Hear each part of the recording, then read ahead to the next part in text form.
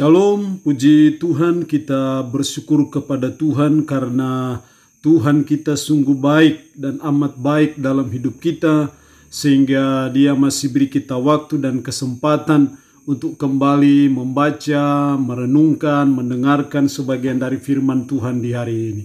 Mengawalinya, mari kita berdoa. Segala pujian dan syukur patutlah kami naikkan kepadamu ya Tuhan di hari ini, karena Tuhan masih berikan kami waktu dan kesempatan untuk kami kembali akan membaca, merenungkan, mendengarkan sebagian dari firman-Mu yang ada landasan hidup kami. Roh-Mu yang kudus, tolonglah kami, urapilah dan berkatilah kami dengan firman-Mu di hari ini. Dalam nama Tuhan Yesus Kristus kami berdoa. Amin. Nats firman Allah yang menjadi perenungan kita bersama di hari ini saya ambil dari Matius pasal 5 ayat 13 sampai dengan ayatnya yang ke-16. Matius pasal 5 ayat 13 sampai dengan ayatnya yang ke-16. Secara khusus saya akan baca ayat 13 dan 14. Demikian firman-Nya, garam dunia dan terang dunia. Kamu adalah garam dunia. Jika garam itu menjadi tawar, dengan apakah ia diasinkan? Tidak ada lagi gunanya selain dibuang dan diinjak orang. Kamu adalah terang dunia, kota yang terletak di atas gunung tidak mungkin tersembunyi. Demikian firman Allah di hari ini yang intinya mengajar kita, menasihati kita sebagai umat, sebagai orang percaya, supaya kita menjadi umat yang berdampak. Sekali lagi firman Allah hari ini mengajar kita supaya kita menjadi umat yang berdampak. Berdampak positif dimanapun kita ada. Ketika Tuhan tempatkan kita di dunia yang sudah rusak, dunia yang kacau ini, dengan harapan supaya kita sebagai anak-anak Tuhan yang sudah ditebus dengan darah yang mahal di Bukit Golgota, supaya kita mempengaruhi dunia ini, bukan dunia yang mempengaruhi kita. Supaya kita berdampak terhadap dunia ini, bukan dunia yang berdampak terhadap kita. Itu yang Tuhan mau dalam hidup kita sebagai umat, sebagai orang percaya.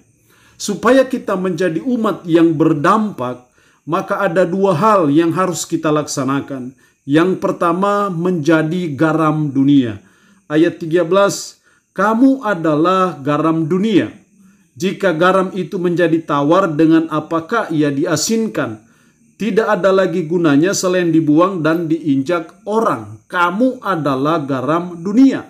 Saudara dan saya adalah garam dunia yang ditempatkan Tuhan di dunia ini supaya kita membawa dampak pengaruh yang baik, pengaruh yang positif di lingkungan di mana kita ada, di gereja di mana kita bergereja, di perusahaan di mana kita bekerja. Kita membawa dampak yang positif dengan cara kita menjadi garam dunia. Kalau kita tidak berfungsi seperti garam, kalau garam itu menjadi tawar, dengan apakah diasinkan? Tidak ada lagi gunanya selain dibuang dan diinjak orang. Demikianlah hidup kita. Kalau kita tidak menjadi garam dunia, maka hidup kita tidak ada gunanya. Ibarat garam sudah tawar, mana mungkin mau diasinkan lagi. Hanya tinggal dibuang dan diinjak orang. Menunjukkan bahwa kehidupan kita menjadi tidak berguna karena tidak membawa dampak yang baik, dampak yang positif, secara khusus menjadi garam dunia. Setidaknya ada beberapa fungsi garam. Yang pertama, garam dihubungkan dengan kemurnian. Jadi kalau kamu adalah garam dunia, berarti bahwa kita harus menjadi orang percaya yang seperti garam, kemurniannya jelas. Sehingga kita bisa menjadi panutan, menjadi contoh bagi orang lain. Garam juga itu berfungsi menahan pembusukan. Zaman dulu sebelum memiliki kulkas ataupun freezer, maka garam dipakai untuk mengawetkan. Sehingga daging tidak cepat busuk. Dunia ini sedang menuju pembusukan. Nah, saudara dan saya hadir di dunia ini menjadi garam supaya bisa menahan pembusukan. Bisa menahan kejahatan yang semakin merajalela, dosa yang semakin merajalela, ketidakbenaran yang semakin merajalela. Saudara dan saya hadir ditempatkan Tuhan di dunia ini supaya saudara dan saya bisa menahan pembusukan yang semakin merajalela di dalam bangsa dan negara kita, tetapi juga di dalam dunia ini secara global. Karena itu, fungsi kita sebagai garam sangat penting dalam menahan pembusukan. Yang ketiga, fungsi garam adalah menyedapkan. Suatu sayur tanpa garam itu akan terasa tawar. Jadi fungsi garam itu menyedapkan. Dimanapun kita hadir, hendaknya situasi, lingkungan, atmosfer yang ada menjadi sedap. Karena kehadiran kita sebagai garam dunia. Nah, karena itu mari kita sebagai umat, sebagai orang percaya, supaya kita melaksanakan fungsi kita sebagai garam dunia dengan menyedapkan lingkungan, situasi, atmosfer yang ada. Supaya kehadiran kita itu menyedapkan seperti garam, maka hendaknya kita selalu berbuat kebaikan bagi sesama kita. Kita selalu mau menolong mereka, kita mau membantu mereka, mau mendoakan mereka, mengajar mereka, mengingatkan mereka. Karena ketika ini saudara dan saya buat dan lakukan, maka saudara dan saya menjadi garam dunia, dan dengan demikian saudara dan saya menjadi umat yang berdampak di dunia ini. Yang kedua, supaya kita menjadi umat yang berdampak, yang kedua kita harus menjadi terang dunia. Ayat 14, kamu adalah terang dunia. Kota yang terletak di atas gunung tidak mungkin tersembunyi. Lagi pula orang tidak menyalakan pelita lalu meletakkannya di bawah gantang, melainkan di atas kaki dian sehingga menerangi semua orang di dalam rumah itu. Jadi yang namanya terang itu tidak bisa disembunyikan. Terang itu selalu ditempatkan di tempat yang strategis, diletakkan di atas supaya itu menerangi kegelapan yang ada. Kehidupan kita sebagai umat Tuhan tidak bisa disembunyikan. Karena ibarat lampu itu selalu akan ditaruh di tempat yang strategis, yang selalu dilihat orang, yang selalu diamat-amati oleh orang. Nah, karena itu cara hidup kita harus berfungsi seperti terang dunia yang menerangi kegelapan. Ketika saudara dan saya menjadi terang dunia, maka kita sedang menjadi umat yang berdampak.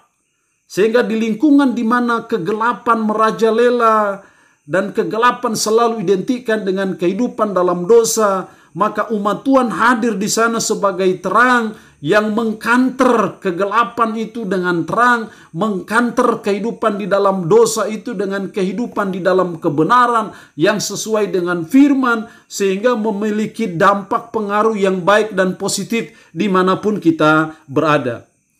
Ayat 16, demikianlah hendaknya terangmu bercahaya di depan orang, supaya mereka melihat perbuatanmu yang baik dan memuliakan Bapamu yang di sorga. Fungsi utama terang adalah sebagai penuntun. Jadi hendaknya kehadiran saudara dan saya di dunia ini menjadi penuntun bagi mereka yang masih dalam kegelapan. Dengan harapan supaya mereka yang berjalan di dalam kegelapan supaya berjalan dalam terang. Mereka yang hidup di dalam dosa, hidup dalam ketidakbenaran, hidup dalam kejahatan, berbalik, hidup di dalam kebenaran, hidup sesuai dengan firman.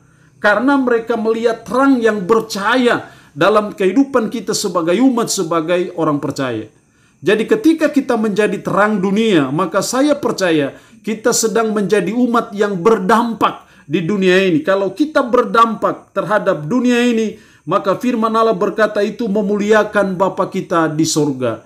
Tapi ketika kita tidak berdampak, maka itu tidak memuliakan Bapa kita di sorga. Allah yang punya firman ini memberkati kita dengan firman-Nya di hari ini. Amin. Mari kita berdoa. Puji syukur untuk kebenaran firman-Mu di hari ini, yang kembali mengajar kami supaya kami menjadi umat yang berdampak. Dengan cara kami menjadi garam dunia, dengan cara kami menjadi terang dunia. Roh-Mu yang kudus, tolonglah kami. Mampukan kami supaya kami boleh hidup berpadanan dengan firman-Mu di hari ini. Hamba mohon berkat-Mu bagi umat-Mu yang boleh mendengarkan renungan harian di hari ini. Berkat jasmani, berkat kekuatan, berkat umur panjang Tuhan berikan. Umat-Mu Tuhan jaga, lindungi dari kecelakaan, dari niat-niat jahat, dari orang-orang yang tidak bertanggung jawab. Lindungi dari virus corona. Terpuji-pujilah nama-Mu Tuhan. Dalam nama Tuhan Yesus Kristus kami berdoa. Amin. Shalom. Sampai berjumpa lagi dalam renungan harian edisi berikutnya.